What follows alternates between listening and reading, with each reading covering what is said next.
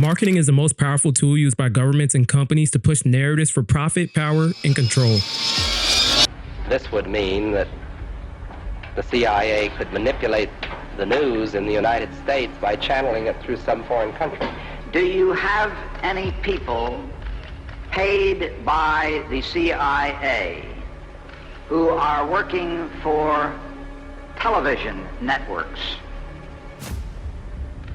This, I think, gets into the kind of getting into the details, Mr. Chairman, that I'd like to get into in executive session. It's been used to divide and destroy communities.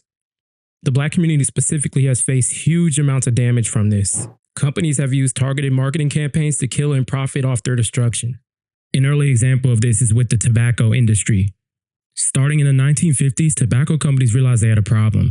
Black people weren't smoking as much as others, so they created a solution: menthol cigarettes. Brands like Newport Cool and Salem marketed methods as smooth, cool, refreshing, and they targeted Black communities specifically. They did this through advertising heavily in Black magazines and sponsoring Black cultural events. They also put up billboards in Black communities. Internal documents show that these companies knew exactly what they were doing. They literally outlined strategies to increase menthol sales in the Black market. This has resulted in 90% of Black smokers using menthols, which is 3 times the amount of other races, and they are more addictive and harder to quit. They also are linked with higher rates of lung cancer and heart disease. Marketing didn't just reflect our choices, it created addiction patterns that have killed hundreds of thousands of Black people over decades.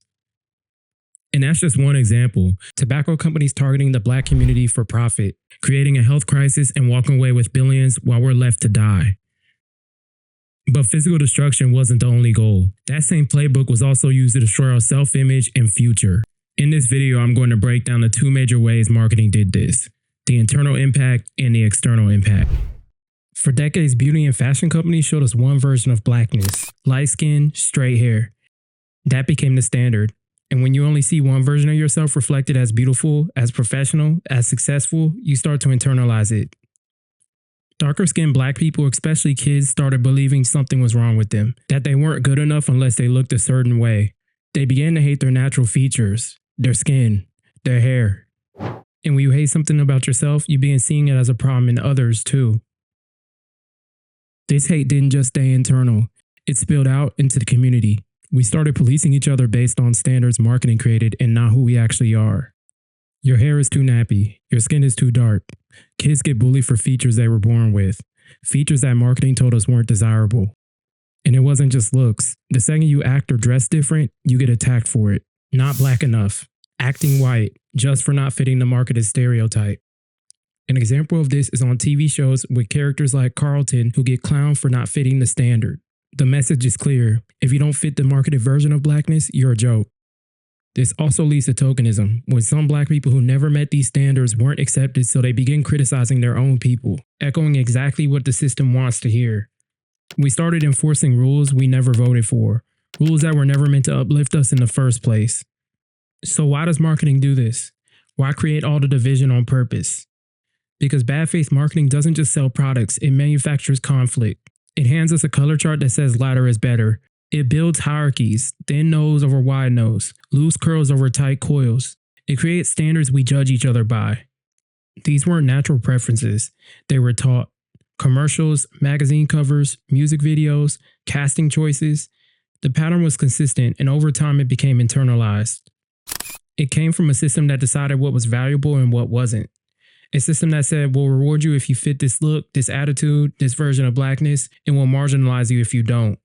And the truth is, a divided community is easier to control and sell to. When we're too busy tearing each other down and not organizing, we don't question the system, and we're not a threat. This becomes a cycle, and then that same system turns around and makes money off the insecurity it created. The skin lightening market is worth $9 to $11 billion. Black consumers spend hundreds of millions every year on hair products, chemical relaxers, straightening treatments, products to fix features that were never broken. They create the wound, then try to sell us the bandage. And what they don't tell us is these products are dangerous. Chemical relaxers have been linked to cancer. Skin lightening creams contain mercury and hydroquinone, ingredients that damage your organs. We're not just spending money, we're shortening our lives. Some companies have had to apologize for racist ads. Edgy new ad that has Pepsi apologizing right now. Critics call the online commercial for Mountain Dew racist. So Pepsi has pulled the ad, and ABC's Lindsay Davis is here with more on the provocative marketing campaign that... While others renamed their widening lines after backlash, only after people called them out for how they were profiting off colorism. Lives Matter movement that is going strong in the United States is also having an impact here in Asia. Cosmetics giant Unilever is rebranding its biggest selling skin lightening cream in India, dropping the word fair from Fair and Lovely cream. That's how the business model works. Create an insecurity and then cash in on attempts to fix it. But marketing didn't just destroy how we see ourselves internally, it also shaped what we believe we can achieve. And that's the second impact, the external one, how marketing limited our possibilities. When it comes to media, there are three main stereotypes Black people fall into: the criminal, the athlete, and the entertainer. Black people are shown as perpetrators of crime on the news at higher rates than actual crime data suggests, while white suspects get less coverage and more sympathetic framing. Think about it. When the perpetrator is Black, they show the mugshot. When they're white, a blurred photo, a childhood picture, sometimes no image at all. New York's mayor at the time, New York City's mayor, called it the crime of the century, the brutal rape and beating of a woman who was jogging in Central Park back in 1989. The victim was a 28-year-old investment banker, and her courageous battle for survival made front-page news around the world. Also making headlines, the suspects in the case, 5 Black and Latino teenagers who were eventually convicted, even though none of them did it. Police got them to confess after turning them against each other during hours of interrogations. Isn't it the right word? No, of course it's not the right word to call our children thugs. These are children who have been set aside, marginalized, who have not been engaged by us. No, we don't have to call them thugs. But how does that justify what they did? I mean, that's a sense of right from wrong. They know it's wrong to steal and burn down a CVS and an old person's home. I mean, come on. Multiple law enforcement sources have confirmed to KARE 11 that the shooter is a 23-year-old named Robin Westman. Robin formerly went by Robert, that's what we're being told, grew up in Richfield, and we've also learned that these two boys, 18 days from summer break, one nearing graduation from an honored school, living in an upscale community, both parents at home. As we touched on, there are so many unanswered questions about what happened here. Who were the two young suspects? How could they have possibly done such a thing? It's not reporting, it's narrative building. If most of the Black faces we see on TV, in music videos, and in news clips fit those roles, those become the identities marketed back to us. It limits what we believe we can become. We don't see ourselves represented as anything else. This also causes Black people to limit each other. When someone pursues a different path, they hear, "You're crazy. You ain't gonna be." Whether it's said serious or as a joke, it works. It creates doubt. And the internalization goes deeper than this. Black people themselves start repeating the same talking points pushed in media without questioning them. So Black Americans make up 13% of the U.S. population. However, they make up 53.1% of the murders. Yeah, they're a minority of the population, yet they commit a majority of the violent crime. Okay, simple as that, yeah. Like what, 13% of the population, and then the men are like about 6%, and then they're committing something like 50% of the violent crime? Black people commit over half of violent crimes in this country and only make up 13% of the population. They commit over half of the murders in this country, but only make up 13% of the population.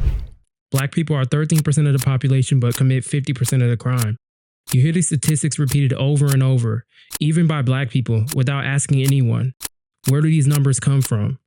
What's the exact context? Are they even accurate?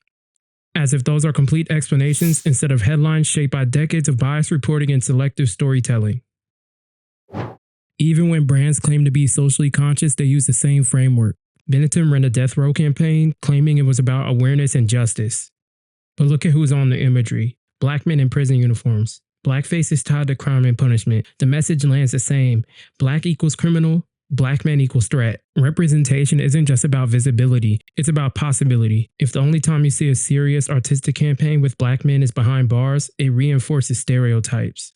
When you don't see yourself in certain spaces, you stop believing you belong there. Not because you lack the ability, but because the path was never shown. And that's how the system profits.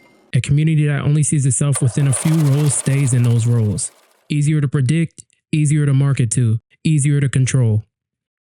That's the internal and external damage. But now let me show you what never gets the same visibility.